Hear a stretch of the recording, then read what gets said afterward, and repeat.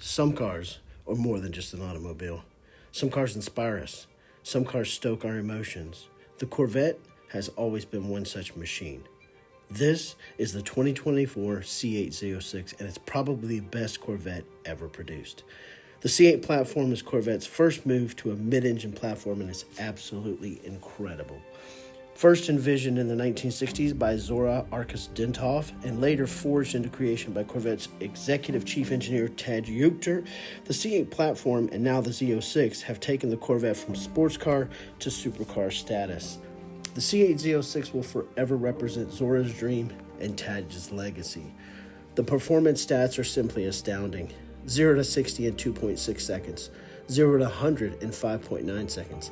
Quarter mile time, 10.6 seconds at 132 mile per hour trap speed.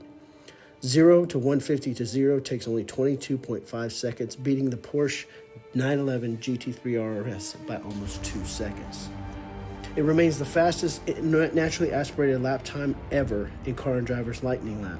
It's also the 6th fastest car on the Lightning Lap leaderboard. With an MSRP of around $120,000, Chevy has redefined the modern price to performance equation.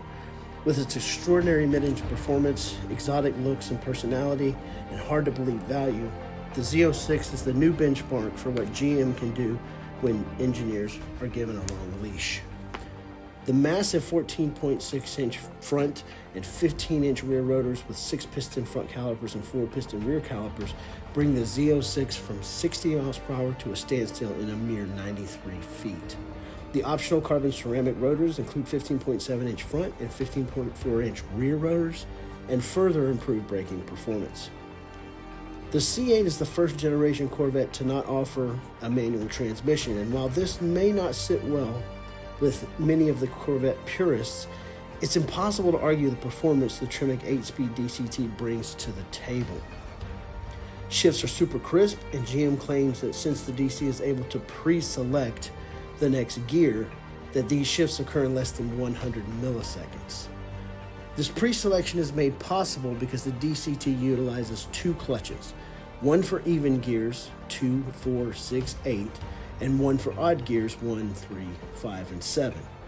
While the DCT may not feel as engaging as a manual transmission, the ability to use the driver-selectable manual mode and perform the shifts yourself does add an element of driver control to enhance the driving experience.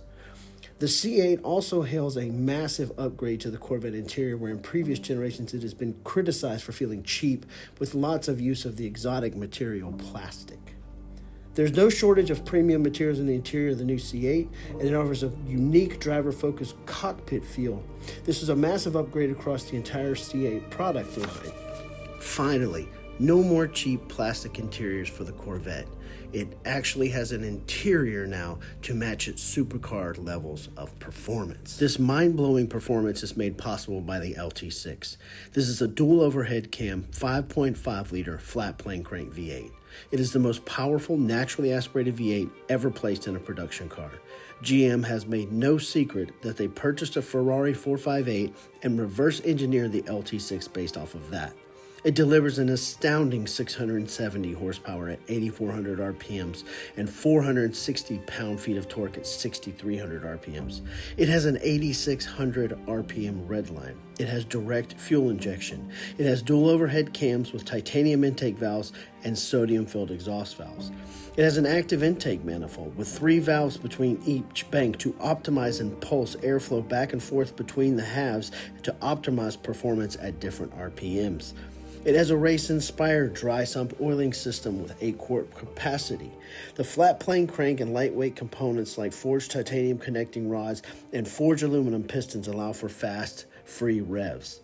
The use of these lightweight components in the rotating assembly coupled with the flat plane crank V8 make for a free-revving V8 with an absolutely glorious exotic sound. Speaking of that sound, you have to hear this. Headphones in and speakers up.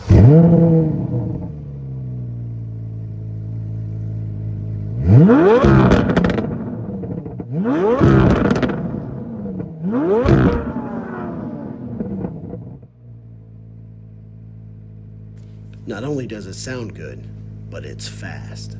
Very fast.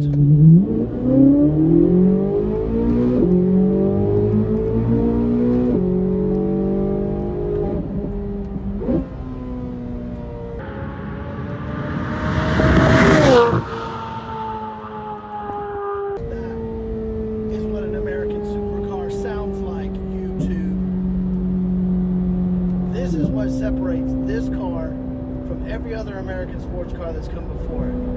You hear that? It is the most powerful, naturally aspirated V8 ever put in a production car. 670 horsepower, guys. Flat plane crank, revs to almost 9,000 RPMs, and it just sings. These things are fast. You do not realize how fast they are until you've driven one or ridden in one. Okay, I took out a Porsche Taycan Turbo S, Shelby GT350Rs, GT500s, M4s. I mean, like, these cars are fast. Take some weight out of them, put some nice mods on them, ported throttle bodies, ported manifold, exhaust, cold air intake. You know, Brandon's car with the weight out of it is crazy fast. I rode it in yesterday and it was terrifying. It's the craziest thing ever. But this car is absolutely surgical, okay? Whereas you're gonna see here coming up in the LS7 that the LS7 is a sledgehammer. This is a scalpel. In the hands of a surgeon, this thing is unbelievable.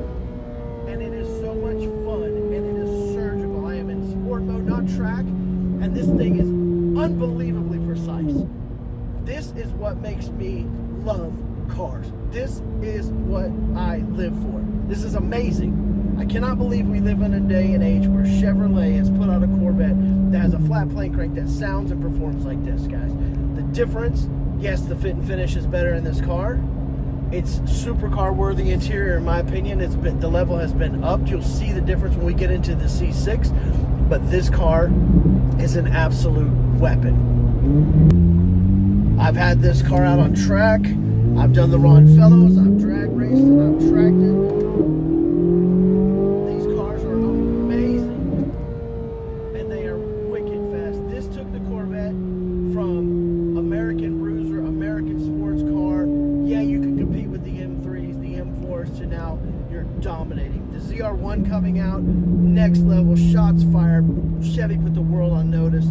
I can't imagine another 300-400 horsepower in a car in this chassis. Now, this car sounds better than the ZR1 because it's not muffled with the turbos. I love the high revving NAV8. I want to drive a ZR1. I'm getting one coming here, probably another year probably, but I want to drive one and see. But this car is the quintessential experience. They took a 458, they bought one, Chevy did, reverse engineered the V8, gave it a little bit more displacement, and it's mid-engine platform now. The 2020 C8 was the first mid-engine Corvette that came out, and it really was that next level performance factor. And the looks of the ZR1, the performance of the ZR1 are going to be even crazier, because the looks and performance of this Z06 are on a whole nother level of anything Chevy's ever done before, guys. So, I mean, this doesn't seem like a car that was built by a bunch of rednecks in Kentucky, but it was, okay? We rednecks can build some awesome shit if we want to, all right? Engineered, GM engineered it. The guys and girls in Kentucky put it together. I met my engine builder. They're amazing people, but this is the experience. Now, I do really enjoy driving my C6, and we're going to get into that in a second, but they're two different weapons. They're two different things, right? This is the surgical strike if you need it. This is the B2 bomber. This is the Delta. This is the SEAL Team 6, right? The ZR1's going to come out and be the next level, but until it hits the street in mass, this is where it's at, guys. The DCT, first time they haven't offered a manual in a Corvette, I'm not sad about it. I do love the manual, and I do love shifting my C6, and I do love the LS7 platform, but I'm not mad at Chevy, not at all. This is really a step in the right direction for all things Chevy. I cannot wait to see what's cooking. I'm sure they're working on it right now on the C9, but this is definitely where it's at right here, guys. And it's just so confident. I am blasting around these country roads, and I'm, absolutely confident. Even in sport, not in track or anything else, the performance is absolutely awesome. This was what Chevy wanted to do. They wanted to take the Corvette to that next level, supercar, whereas the ZR1 takes it to hypercar. But the C8 Z06 is by all means a supercar to compete with all the Italians out there. There are very few cars that are going to actually be able to beat this car in its element on the track, even on the street. You know, you take some weight out of this, you put some tasteful mods into it, and you know, Brandon's car is like stupid fast, and it's a whole nother animal. It feels so light, so nimble, and the car itself, you wouldn't know this car weighs 3,600 pounds. Mine's a little lighter, mine's about 35, but you wouldn't know based on how it drives, performs, how it turns. You know, I mean, look, I'm just cutting through all these things, like, and nothing to it. It's not as engaging as the C6 because I don't have to heel toe it. Like there, I'm just blipping down the transmission. But it's still amazing. Am I a better shifter than this DCT is on the C8 on my C6? No. Does it take the car to the next level? Yes. Does it make the car feel more supercar, more exotic? Yes. Does the car sound exotic? Yes. Does the car perform with all the exotics? Yes. That's all I have to say about this car. It is absolutely surgical. But sometimes, YouTube, sometimes you don't need a scalpel. Sometimes you don't. Sometimes you need a sledgehammer. And this is the sledgehammer.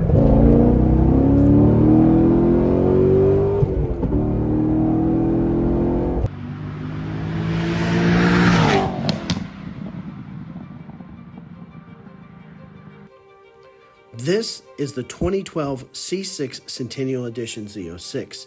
There were only 195 Centennial Edition Z06s produced in 2012, making this a rather rare Corvette. It's offered in carbon flash metallic with matte black stripes. It also has Centennial-specific emblems and badging to commemorate 100 years of Chevy's involvement in motor racing. The only years for carbon flash metallic paint used on the Corvette were 2012 Centennial Edition and the 23-24 Z06s, making this the perfect matching pair for my collection. The Centennial Edition was also offered with an upgrade to the interior to include Alcantara on the steering wheel, on the door panels, on the shift boot, and on the center console cover as well. It was also offered with performance upgrades in the Z07 package that included the carbon ceramic brakes from the ZR1. This is the last of the generation of naturally aspirated, high revving, manual transmission, lightweight, track-focused Z06s until the C8 Z06 came along. The aluminum frame alone, instead of the standard steel frame that comes in most C6s, saves 136 pounds. The curb weight is 3,150 pounds. To maintain chassis rigidity, the Z06 forgoes the removable roof for a fixed cast magnesium unit and also adds a magnesium engine cradle to further lighten weight. It has carbon fiber floorboards. It has carbon fiber front fenders and liners. To put that into perspective on that, for a curb weight of 3,150 pounds, a Ferrari F430 of that generation weighs 3,380 pounds, and Porsche's all carbon fiber Carrera GT weighed in at 3,146 pounds. The C6 Z06 has a claimed top speed of 198 miles per hour and has a power to weight ratio better than the Ford GT. This level of performance in 2012 clearly places the C6 Z06 on par with many supercars of that era. What makes this car special is very similar to what makes the C8 Z06 special, in that it's track focused, it's got lightweight. This car much more light than the C8 Z06, but it also has the LS7. Now, the LS7, until the LT6 was introduced in 2023, was the most powerful naturally aspirated engine ever produced by GM. It's a pushrod LS-based V8 that is bored and stroked to 7 liters. It makes 505 horsepower at 470 pound-feet of torque at 4,800 RPM. It revs to a ridiculous red line of 7,000 RPMs for an LS motor. It has trick parts, titanium connecting rods, titanium intake valves. It also has sodium-filled exhaust valves. Maintains oil pressure during high G cornering. The engineers fitted the LS7 with a dry sump oil system as well. The engine is actually mounted lower in the chassis and slightly back for a lower and more centered center of gravity to improve performance on the track. About this performance: 0 to 60, 3.6 seconds. 0 to 100, 7.9 seconds. Quarter mile, 11.7 seconds at 125 mile per hour trap speed. This car was also able to pull an impressive 0.98 Gs on the skid pad. The lightweight and the weight reduction improved with this performance is what made this car special. GM went as far as even to take millimeters off the front glass to help save weight that was unheard of in a Corvette until then. But how does the LS7 sound compared to the LT6? Headphones in, volume up.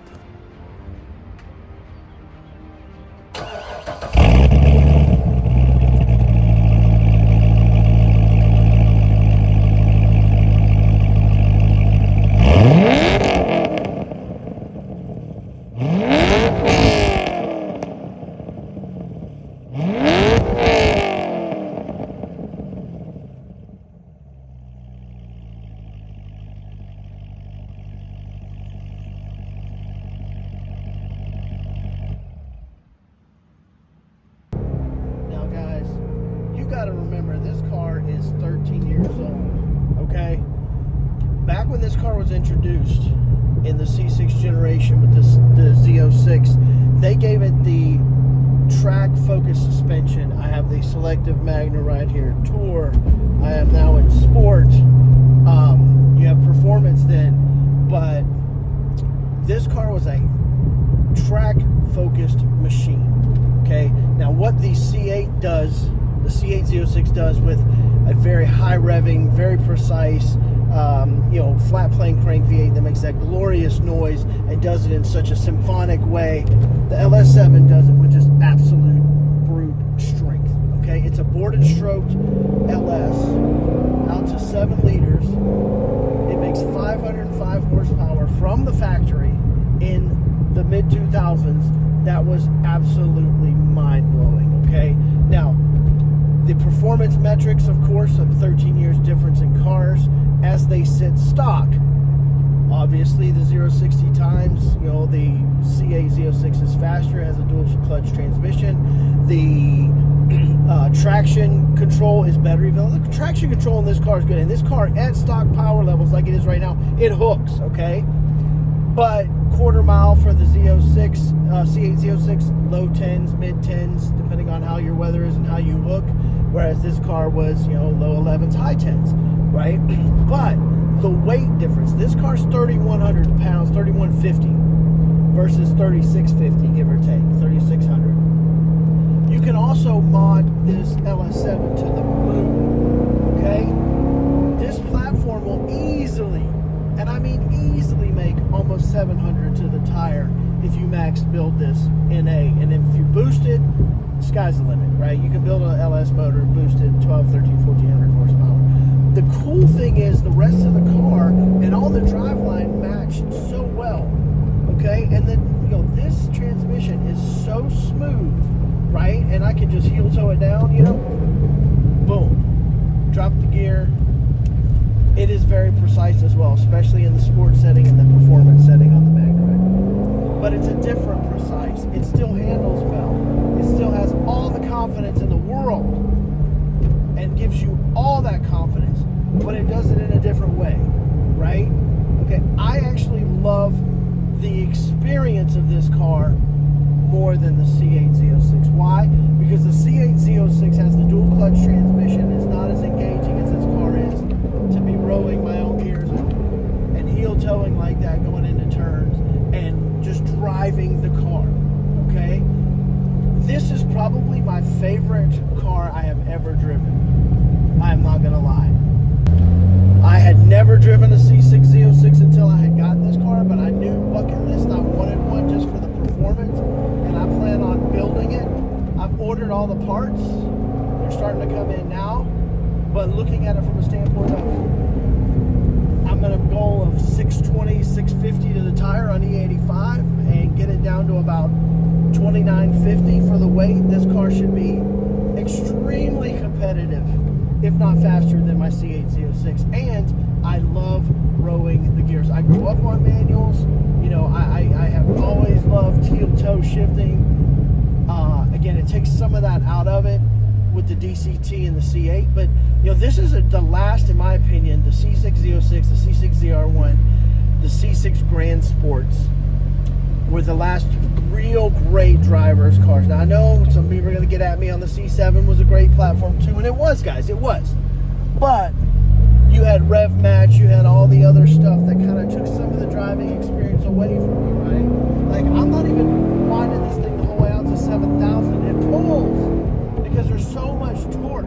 The experience, instead of the really high winding, although 7,000 RPMs for the LS platform is certainly high revving, but it's a different experience. I don't know which one you guys would want to choose. You really just have to drive them both to experience them to see what you would want. I can find reasons to drive both any given day. I love the fact that they match, that I have the carbon flash metallic, they have the red stitching, they have the edge red everything. I love all that, but which one would I choose? YouTube, I can't decide. You guys gotta let me know in the comments. If I only had to choose one, which one would I choose? I think the rarity of this car, the fact that they only made 195 Centennial Z06s, would probably be the reason I would keep this one if I had to, if someone forced me to keep one and get rid of the other one. But I unfortunately don't live in that world, and I get to keep them both. But which one would I prefer to drive more is that's a hard question, because getting in the C8 again today and blasting around and just enjoying the fact that it is a legit supercar. The sounds it makes are glorious, right? But then, any other day, I usually choose the C6 just because the driver involvement, the manual, and the enjoyment I get out of driving it. So we're going to wrap this up. I'm going to give you some conclusions here in a minute, and then you guys have to let me know what you think. All right, YouTube, that's it. We're back in the house. I got the vets tucked away. We're going to get the garage closed up. Which one are you choosing?